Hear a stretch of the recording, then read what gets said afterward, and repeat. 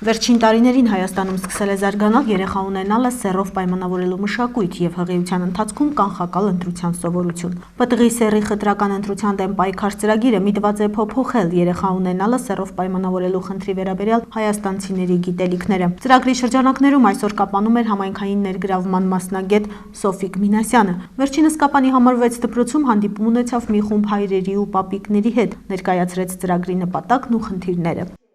Շատ մեծ դեր է տրվում համայնքում անմիջապես մարդկանց հետ շփվել ու խնդիրը ներկայացնել։ Մենք 25 քաղաքներում ունենք քաղաքացիական ակտիվ խմբեր, որտեղ ընդգրկված են մարզպետարանի երեխաների պաշտպանության բաժնի ներկայացուցիչներ, քաղաքապետարանի խնամակալության բաժիններից, նույնիսկ ԶԱԳՍ-ի աշխատողներ, մանկապարտեզներ, դպրոցների ներկայացուցիչներ, ոստիկանության անչափահասների բաժիններից, այսինքն այն կառույցներից,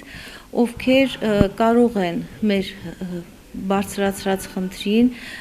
որոշ չափով լուծումներ տալ։ Ծրագրի արդյունքների շնորհիվ քաղաքացիական հասարակության կառույցները, համայնքային գործիչները և իշխանությունները կունենան ամբողջական ընկալում երեխայի սեռի կանխակալ ընտրության բացասական հետևանքների վերաբերյալ։ Մեր համայնքային հանդիպումների ժամանակ, երբ որ ներկայացնում ենք երեխայի դերը կյանքում եւ մենք ներկայացնում ենք կնոջ առողջությանը վերաբերող արհեստական ընդհատումների արդյունքում ինչ կարող է առաջանալ կնոջ առողջության վերաբերյալ, մենք նաեւ ամենակարևորը ներկայացնում ենք, որ 12 շաբաթականից արդեն ձևավորված երեխայի սիրտը բաբախում է, ձեռքերը, ոտքերը, մարմինը, երեխան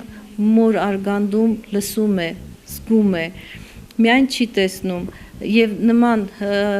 սեռով պայմանավորված ընդհատումներ անելը, ես կարծում եմ դա հանցագործություն է եւ Save the Children-ի կարևոր դերերից մեկը նա է չծնված երեխաների իրավունքների պաշտպանում։ Ասեմ ձեզ, որ շատ հետաքրքիր հանդիպումներ են անցկացվում, այս հանդիպումը շատ յուրօրինակ է նրանով, որ հավաքվել էին տղամարդիկ, պապիկները, այսինքն հայրիկները, պապիկները,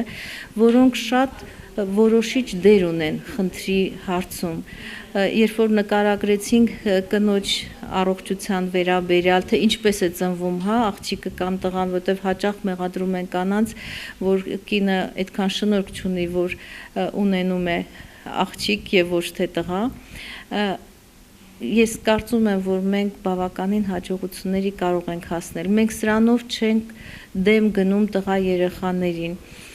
մենք ուզում ենք միաժամանակ աղջիկների դերը արժևորենք, որը շատ կարևոր է։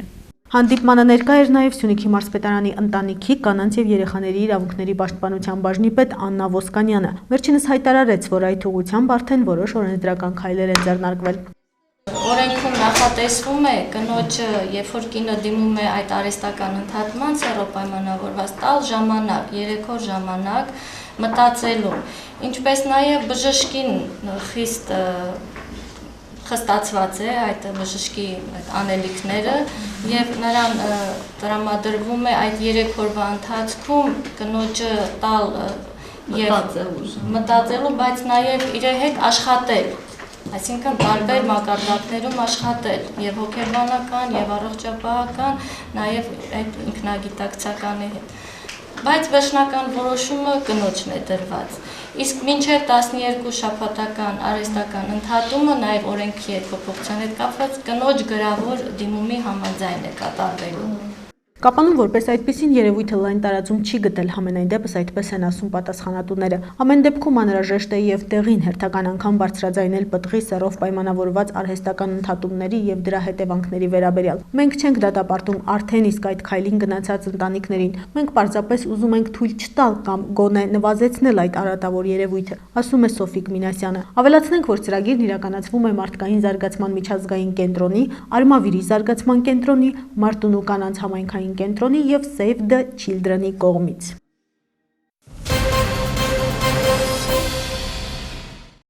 Չորեքշաբթի Հայաստանի երիտասարդական հիմնադրամի Կապանի մասնաճյուղի հյուրերը Սեր ջազ սատանա ներկայացման դերասաններն էին եւ բեմադրող ռեժիսոր Կապանի Ալեքսանդր Շիրվանզադեի պետական դրամատիկական թատրոնի դերասան Կարոն Աղդալյանը։ Երիտասարդական կառույցի նպատակն էր դերասանների միջոցով մասնագիտական կողմնորոշման դասընթաց անցկացնել ավարտական դպրոցի մի խումբ աշակերտների համար։ Շատ լավ հնարավորություն է հանդիպել պրոֆեսիոնալ դերասանների հետ։ Աշակերտները, երիտասարդները կուղեն իրենց հարցերը դերասաններին, որոնք հետաքրքրում է թե ինչպես իրանք հասան իրենց կարիերային, որն էր առաջի քայլերը, որ նրանք շատ օգտակար լինի նրանց համար, հետագայի համար։ Տեղի ունեցավ մտերմիկ զրույց, որի ընթացքում հյուրերը փորձեցին հնարավորինս պատասխանել ներկաների հարցերին եւ ինչ-որ կերպ օգտակար լինել նրանց ապագա մասնագիտության ընտրության հարցում։ Դերասաններից ոմանք ծանոթ էին հավաքվածներին դեռ հեռուստասերիալներից ու նախագծերից։ Այժմ նրանք եկել են Սեր ջազ սատանա ներկայացումը խաղալու Կապանյան բեմում։ Ցանկություն կար նաև Կապանյան հանդիսատեսին մասնակից դարձնել մեր ներկայացմանը, որպեսզի տեսնեն թե դերասաններին, թե նրանց խաղով հիանան։ Ներկայացումը սովետական ժամանակաշրջանում տաբուներ դարձած մի քանի գաղափարական թեմաների մասին է, որոնք ժամանակին արգելվել են, այսինքն ջազը